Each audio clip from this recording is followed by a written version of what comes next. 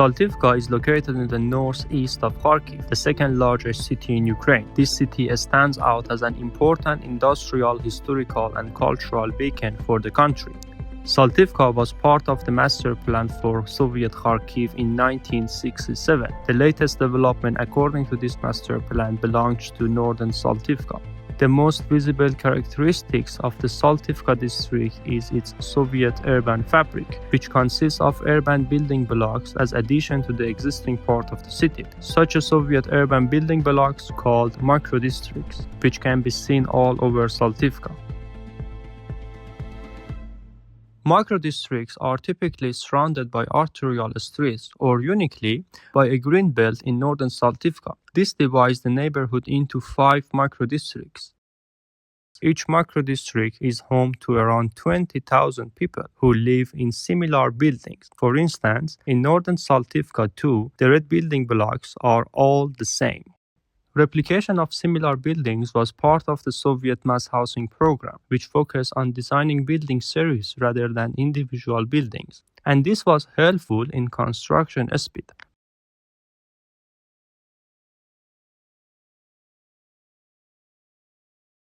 Series 257 is a 9-story residential building block consisting of 1 studio, 1 two-room apartment, and 2 3-room apartments. Residents complain about the layout and cramped spaces, but nothing can change really, since all prefabricated concrete walls are load-bearing except the facade.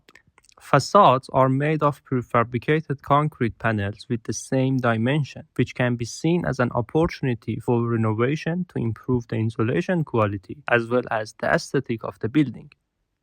These building blocks are replicated 3 times, 5 times, or 7 times in northern Saltivka. In this microdistrict, the buildings are privately owned by residents, but the space between them is under state control, where enormous trees have grown over the last decades. Access to these apartments is limited by car, but you can walk wherever you like, and this is actually what residents like about the area. In this microdistrict, like any other, everything residents need daily is accessible on foot, including limited sport and care facilities, schools, and isolated commercial areas. But for work, they have to commute to the city center every day. Unfortunately, northern Saltivka too was under fire during the war, like other microdistricts. Mapping this situation shows fewer than 40 apartment blocks are still standing. This scale of destruction resulted in displacement of thousands of residents in microdistricts. That is why Kharkiv has had the highest number of displaced people since the war began. Therefore, this city will face a housing shortage crisis as soon as the war ends, highlighting the importance of a reconstruction plan for microdistricts like northern Saltivka. In such a situation, housing shortages are often addressed with a temporary housing, which typically becomes home for years and years. Alternatively, new construction allows people to move from temporary to permanent homes. In this case, all materials used for temporary housing will be wasted.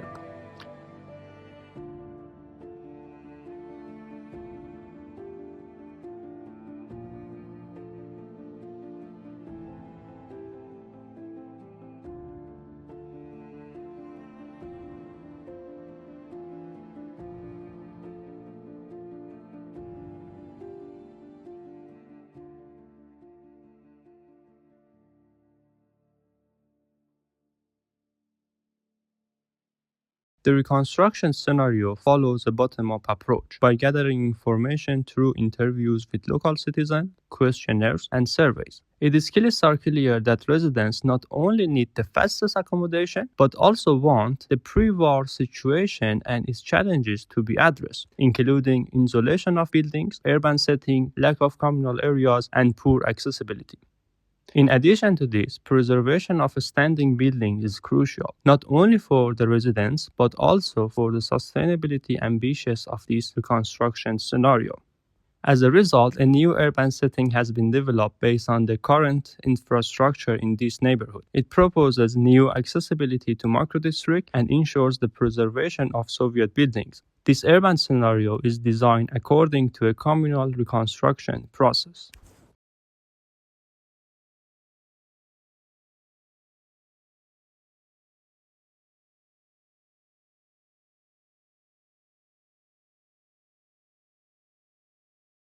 The reconstruction process begins here, on a vacant terrain, where there are no buildings and it is well connected to the main road. This terrain, like most other parts of Saltivka, is full of trees, where people could walk freely.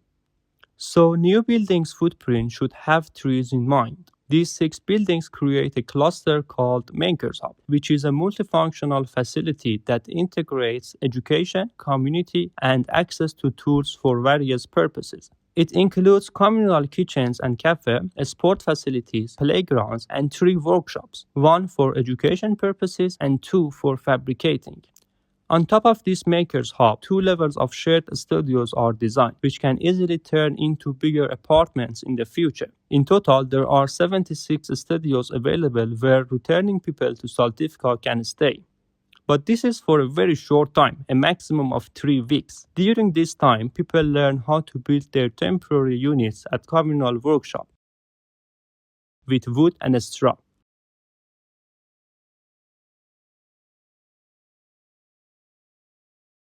These natural materials are selected because they are affordable and low-tech, which means no heavy machinery is required.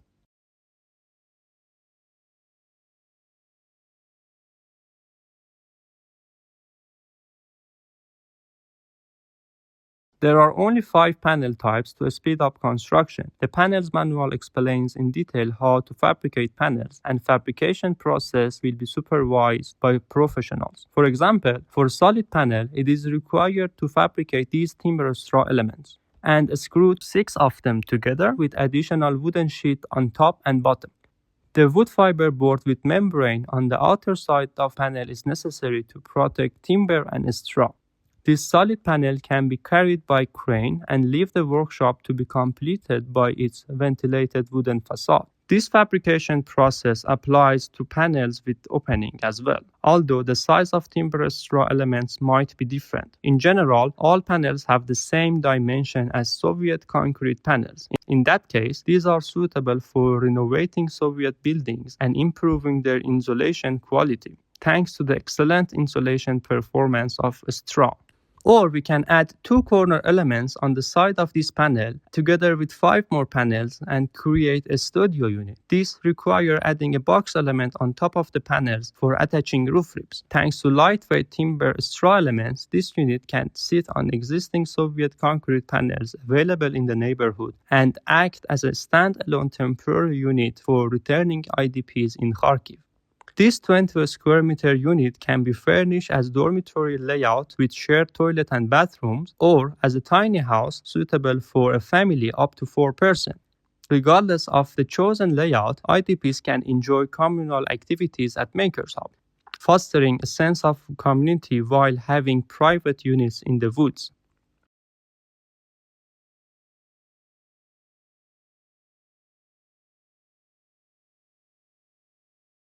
These panels are designed to be disassembled and reassembled for future development in Saltivka, which means each panel can be removed from the concrete base and attached to a timber structure.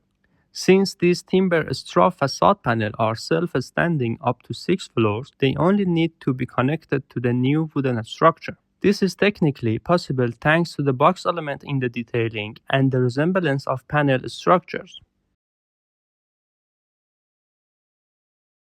The cross-connection between tiny houses and future development not only ensures the circular use of temporary units, but also guarantees IDPs will move to their permanent homes as soon as the building is ready. They can monitor the construction progress as well by just looking across the street. These tiny houses can be reused for future construction on top of Makers Hub and new clusters in the area, or for renovating Soviet buildings, or constructing new buildings in the area. This results in 3 new living spaces options in the microdistrict's future, which allows returning people to choose their future home and build their temporary tiny houses accordingly.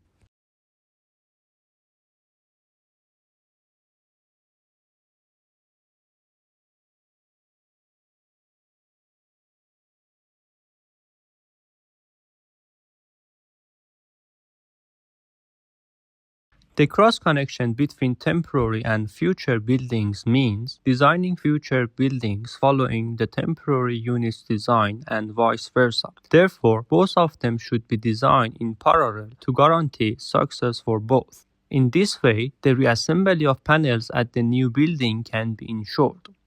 And this is exactly how this residential building is designed, a building that centers around communal activities for the well-being of its residents, next to a partially damaged building.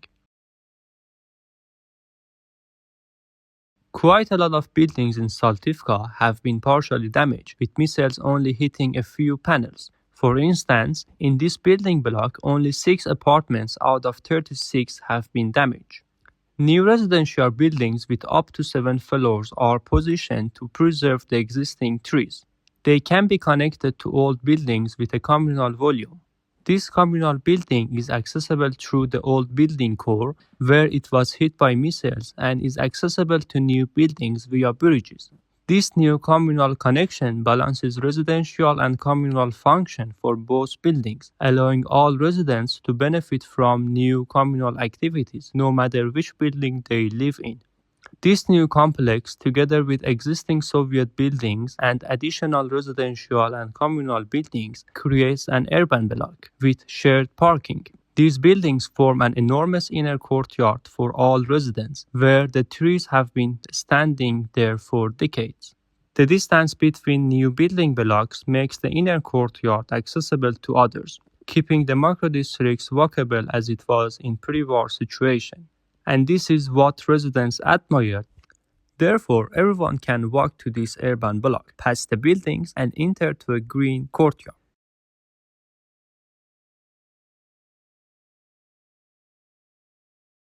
The crevices between new buildings are not only entrances to courtyard but also to the new apartment blocks, making them connected from all directions on foot. The separate entrance for each building makes them independent, aiding quick evacuation in future urgent situations. Different functions on the ground floor, including housing, student flat, commercial spaces, and entrance to communal buildings, create a lively city floor. Each building follows the temporary unit's dimension, as it has been designed to reuse its component for residential parts. Therefore, a 20 square meter temporary unit can transition into a 40 square meter one-bedroom apartment, or a 60 square meter two-bedroom apartment. It is also possible to combine 2 temporary units to create an 80 square meter duplex apartment. These apartments on different floors are connected to communal buildings through bridges, which includes various communal activities at different levels. A selection of communal activities aims to gather people together, helping to heal returning displaced residents who faced post-war trauma. These activities ensure everyone feels part of a broader family in this building. This communal building has one more important function. The Soviet building's floor height is too low, around 2.7 meters floor to floor, while the new construction has 3 meter height. And this communal building connects these two with different floor height. This transition between floor heights is visible on the facade. The facade also shows a playful composition of panels, designed to give freedom in choosing the prefabricated panels for the apartment. This means future residents of this building can choose to have a balcony in the living room, kitchen, or bedroom, or even no balconies. Therefore, residents not only participate in the construction of these buildings, from attaching its wooden facade cladding to fabricating the prefab panels, but also they are involved in the design process to tailor the apartments as they wish. From the very first day people return to Saltivka, they will know where they are going to live, and as soon as the time arrives, their new apartments will be ready.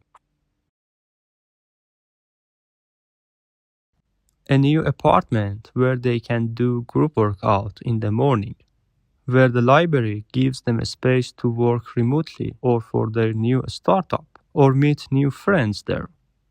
And if they are not feeling okay, meeting everyone in the therapy room would be helpful. Or maybe having a cup of coffee. When it's lunchtime, they can get fresh vegetable from the rooftop or from the glass house. and prepare lunch together in this communal kitchen. With these bridges, kids can walk to the rooftop where there is a playground for them. And parents can do a barbecue on the rooftop or just enjoy the fresh air. In the evening, everyone can come together and watch a movie, like a big family, even if they don't live here. Because they know more people in this macro district than ever after living in tiny houses together for a year or two. From these temporary tiny houses to this new apartment with all its common spaces, this construction scenario counts on residents' participation. It needs to be built by people and for people. So I invite you to return to Saltivka to change this macro district from ruins to renewal.